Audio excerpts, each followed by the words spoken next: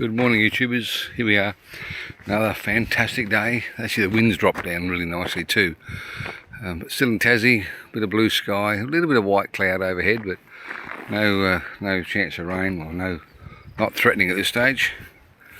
Still Saint Helens, but we're almost as far as you can go on the east coast of Tassie now, to the ocean, as you might see behind me a little bit. But yeah, no, it's spectacular. Obviously a boat ramp here. I imagine fishing will be pretty good.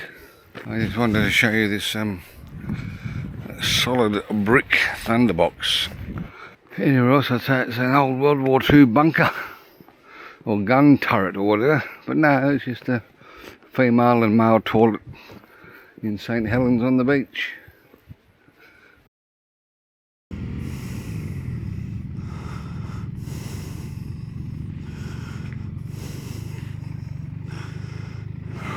Alright, on the bike, here's our thunderbox. It's never going to get blown up. Male and female toilet that looks like a relic from World War II. Down to the boat ramp. And pretty much, say, the eastern edge of Tasmania. With the landmass goes off a little bit, but we can't get to that with that's all gravel road. You see the orange moss or growth. A bit more on the other side of this bay we're going to have a look at now. And the last thing to look at was this little map screen thing. We're up here at Saint Helens is here. And so the east coast of Tassie. That's the best you're going to get. Alright, we'll continue on.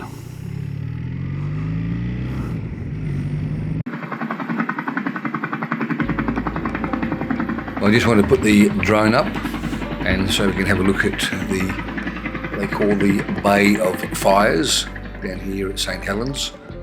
Saint Helens itself is in George's Bay, which is a very safe water that opens out into the ocean, but sort of from Saint Helens and running north is what they call the Bay of Fire. I'm guessing that's from the orange coloured moss or staining to the rocks that we can see from the drone shot here.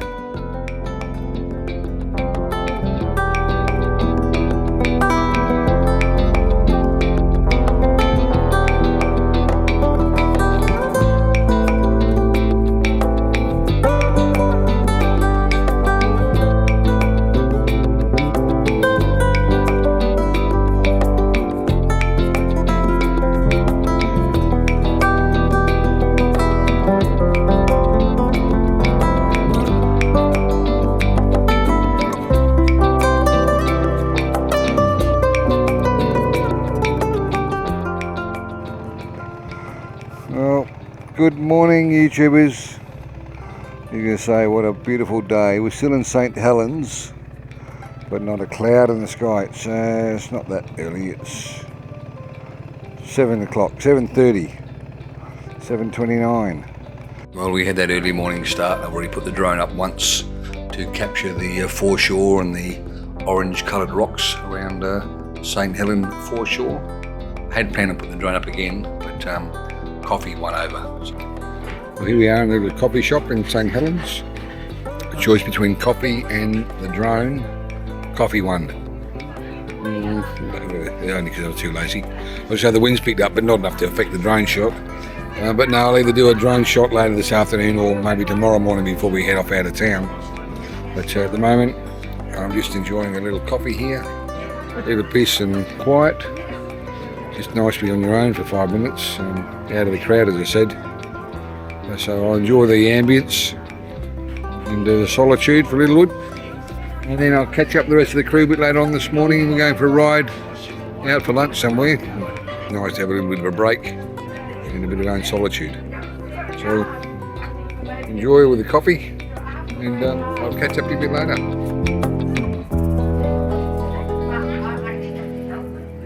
Well, the solitude and the coffee's finished. I've jumped on the bike and headed back to the accommodation and caught up with the rest of the crew.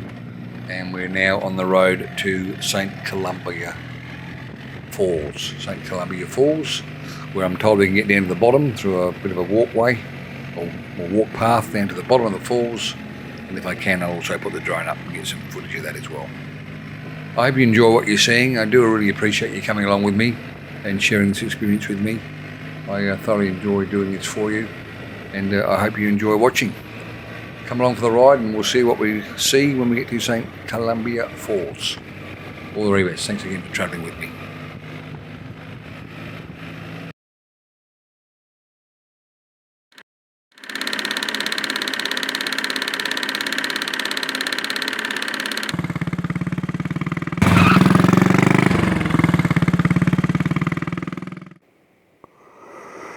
Well, here we are at St Columbia Falls. Very spectacular, if you can see it from there, but I'll get another couple of photos. Looks good. Apparently you can walk all the way down to the bottom of the valley, look up. Well, here we are, we're going to have a little walk down the track towards these St Columbia Falls with them. But yeah, it's very overgrown, looks lovely. A lot of ferns, as you can see. There's water running down the creek, but it's so overgrown with debris, etc. You can't see the water itself. You can hear the waterfall in the background if I shut up. Alright. I don't know if it's going to come through on this camera. I'll get some with the other camera. But you can look down the valley. You can actually see with the water movement down there, that bit of white reflection is the water current, water movement. And if you sort of look up without moving too much, you'll see the waterfall itself up the top here. So I'll see if we can get any better footage as we move. It's still quite a drop away. There's your waterfall.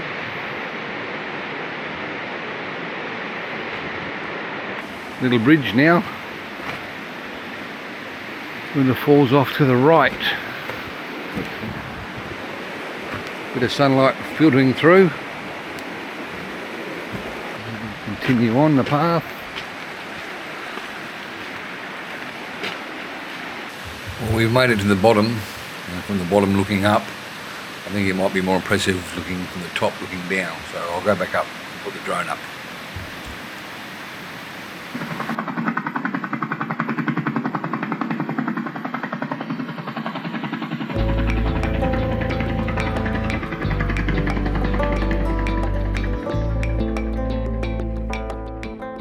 Well, as promised, the drone's up and we're at St Columbia Falls.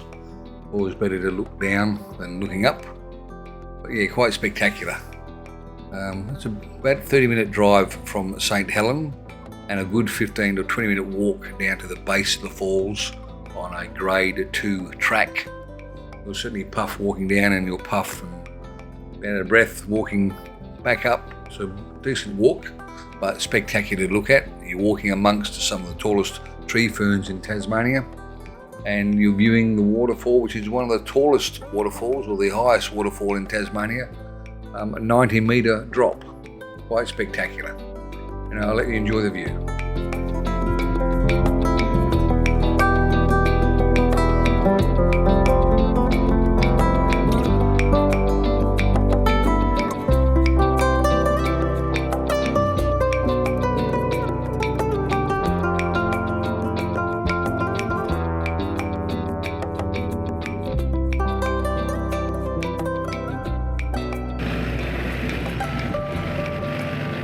Well, we're leaving St Columbia Falls, and we've been told about an abandoned quarry which is filled up with some water.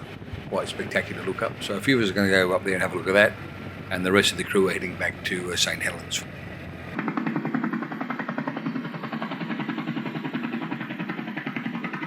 And here we are with the drone shot of the old abandoned mine, which is sort of north of Saint Helens.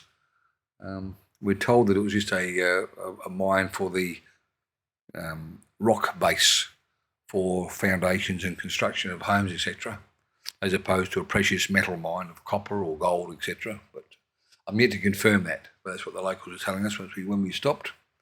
From here we head back to Saint Helens, meet up with the rest of the crew, and then we're leaving St Helens today, and we head off through via the National Park and Coal Bay for lunch. We're staying overnight at Swansea Backpackers. So jump on the road with us, and we'll finish at Swansea after having a bit of lunch and going via the National Park. All the best. Thanks for travelling with me. Okay, here we are. It's the Freycinet National Park in Tasmania. Spectacular, like most of Tassie that we've seen so far. Some decent sized mountains up in the background there, and then there's that lovely water. Unfortunately the sun's behind a cloud, so you just lose the true blue and turquoisey colours of the water. That sun cleared, it just really brings out the colour even more so. And just a touch of haze. We had some low cloud and some chance of rain, and we actually put on our wet weather gear, you can see, which we didn't need, but yeah, very pleasant. And across the bay, little town site, and still that orange moss or staining on the rock, which we saw at Bay of Fires.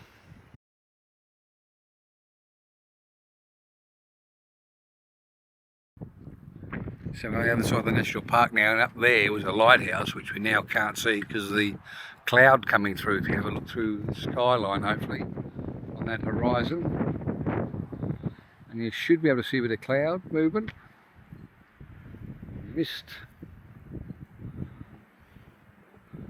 So that certainly slowed down our spectacular view of the lighthouse and the ocean, but we'll have a wander up and see what we can see. But not expecting too much. Once you lose that daylight, it's all the sunlight, it blands things down a little bit. Anyway, we'll see where we go. All the best.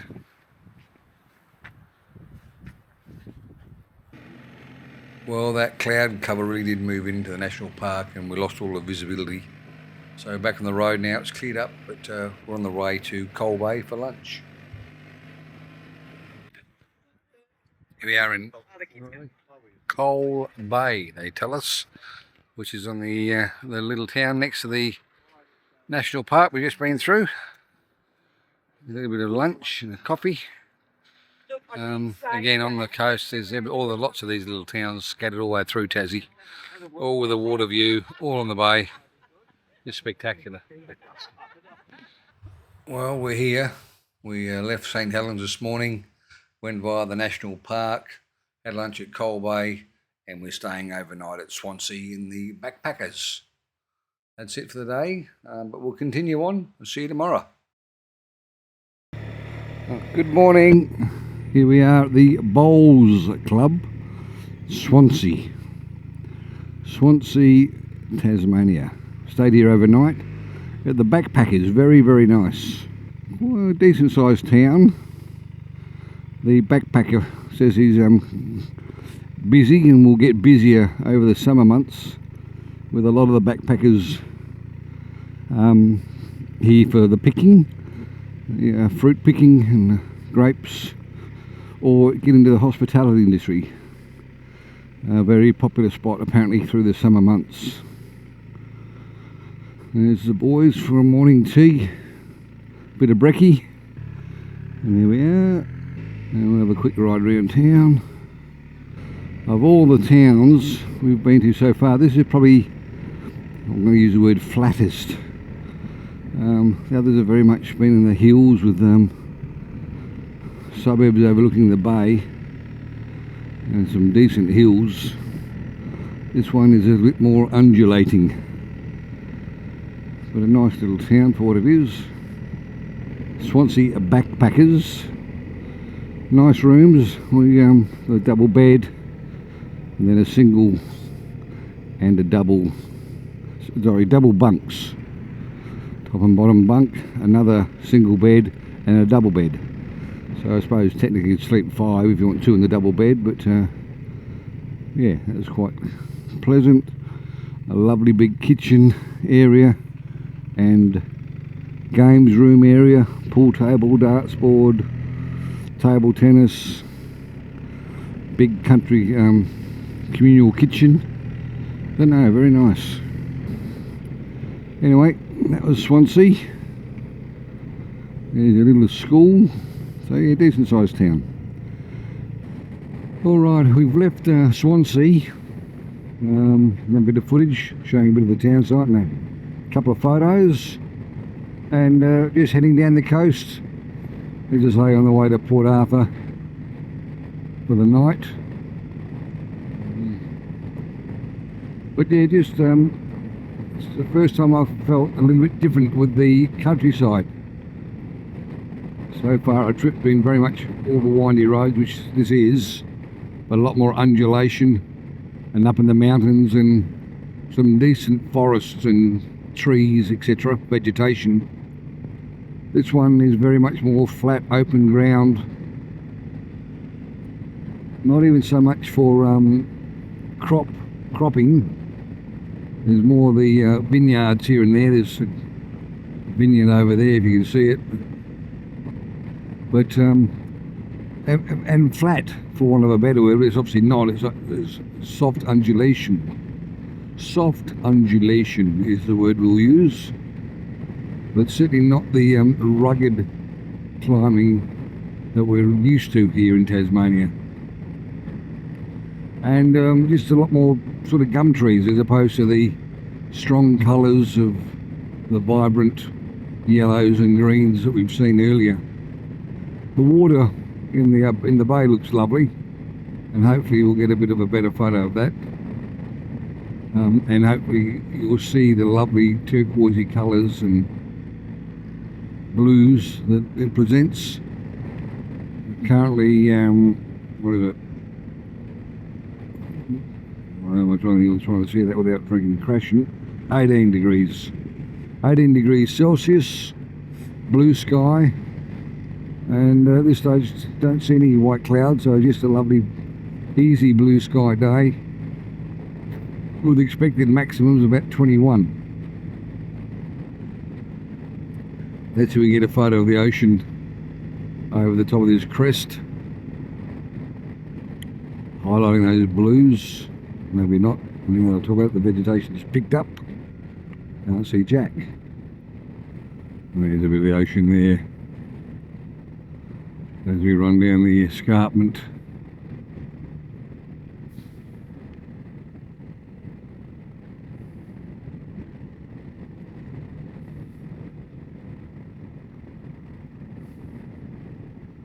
They're very pretty still, very nice.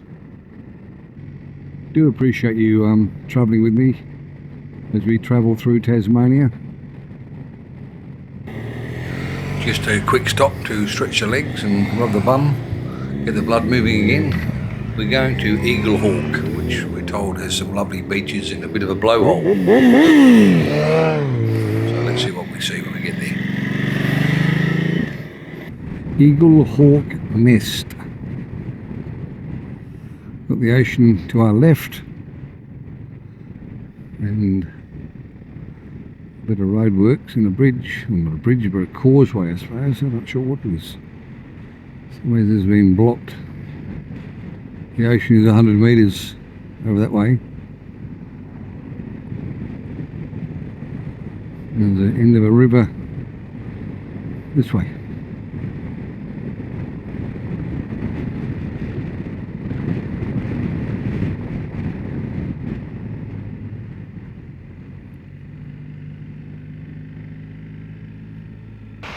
Well, here we are at the town of Eagle Hawk and the beach, Eagle Hawk Beach, and you can see that that's the tunnel or the channel which goes under the limestone from the ocean through to the blowhole. You can see how flat the ocean is, and as such the blowhole itself is not really working all that well.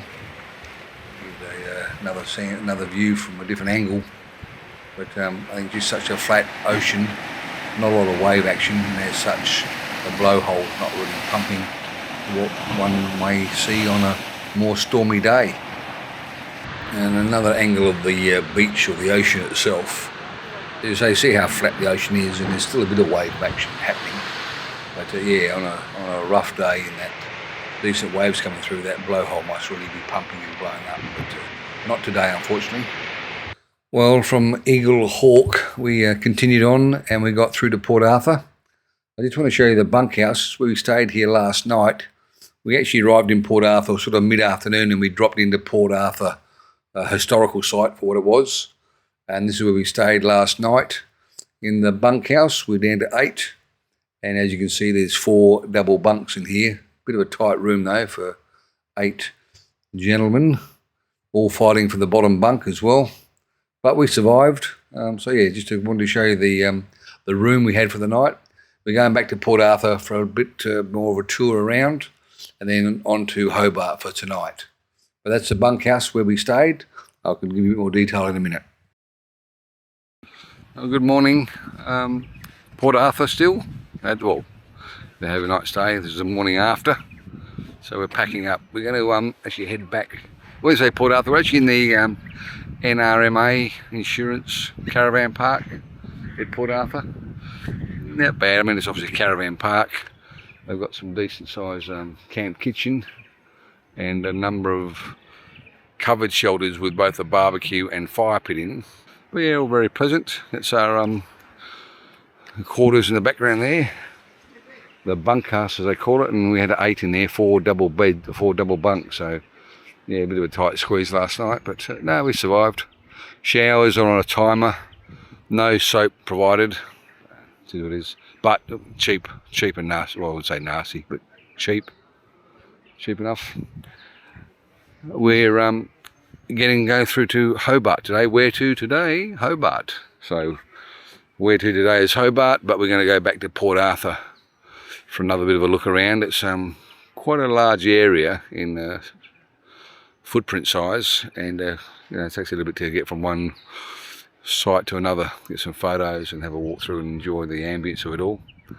Probably there's a cafe there, so we'll probably have coffee there. We're a little bit tight on coffee shops within the immediate area here, so I suppose it's almost self-contained and caravanning, but yeah, no, all good, going well, bike's going well. Weather's just been fantastic. We'll obviously get some wet weather, maybe not so much Hobart, but certainly as we come back up on the west coast is what we're thinking. I do remember that every time we spoke about the Tassie trip was bring your wet weather gear for torrential downpour and rain. So we'll see how that works out. Anyway, so far so good. I'll get some more photos of Port Arthur and then we'll head off and finish up at Hobart for the night. All the best, thanks, bye. Just for the sake of comment, a lot of the hired motorhomes, hire me motorhomes, just in here, there's actually 7 I just counted. There's those 3 and those 2 there. And another 2 just over the dip, which I'm not going to walk down to anymore, but we've got to walk back up. But yeah, it seems to be, well, almost more motorhomes in the caravan park, or this park, than there are caravans. Another couple over there now, I spy them. Yeah, so way to go, obviously a motor driving mecca. I can understand why. You can pull over and stop when you want and have a cup of tea. But yeah, some proper cabins.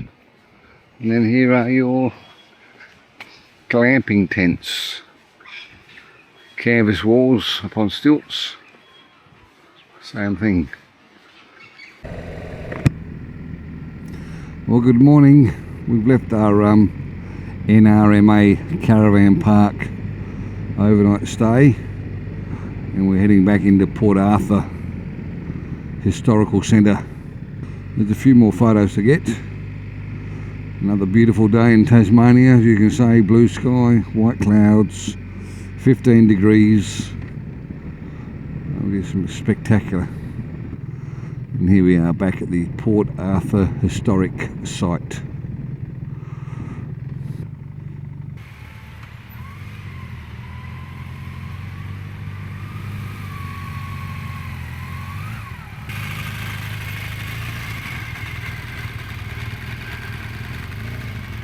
Here we are in Port Arthur, just going for a little bit of a boat ride. Is it a lake, or is it part of the estuary? Oh, I suppose it would be because they sailed in here, didn't they? Yeah. Through to Port Arthur, you can see some of the ruins in the background. And no doubt as we go around on this boat tour, they'll tell us what's going on and a bit of the history. We go to the Island of the Dead. The Island of the Dead is actually the resting place for more than 1,000 convicts, military and civil officers women and children, who were buried there between 1833 and 1877. Before we go exploring Port Arthur on the ground, I just wanted to show you, this is a model been made up to show you what it was like in its heyday. Yeah, it was really quite a complex, wasn't it? The governor sitting here and military officers and over 1,000 convicts, etc., etc. But we'll have a wander around as well so you can have a good indication of what it looks like on the ground. Before we hit the ground and go for a walk, just a few photos I took while we were still on the boat doing the boat trip, the tour. So yeah, just to get insight, and then we'll get on the ground and have a walk around. Unfortunately, before we walk around Port Arthur and enjoy the historic buildings, etc., just to note that unfortunately Port Arthur was the subject of a mass shooting back in 1996, started at the Broad Arrow Cafe here. It resulted in 35 people being killed and another 18 wounded by a gunman walking around with semi-automatic rifles. So 35 people dead. This is the remains of the Broad Arrow Cafe. It's been knocked down just with that one wall and a reflection pool, but very, very sad. But now that we're at that, let's move on and have a walk around the town site. Just to give you an idea of some of the convicts that were housed here, one was a person by the name of James Lynch.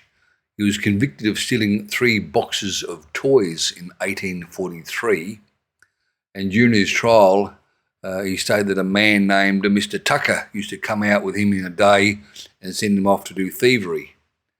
The court recognised that Mr. Tucker was a nefarious criminal and controlled young James. However, James was sentenced to 7 years transportation. James at the time was 9 years old. And on that happy note, we depart Port Arthur this afternoon and we head down to Hobart for a few nights stay. If you've enjoyed what you've seen on this trip today, on this episode, thanks very much for sticking around and watching it with me.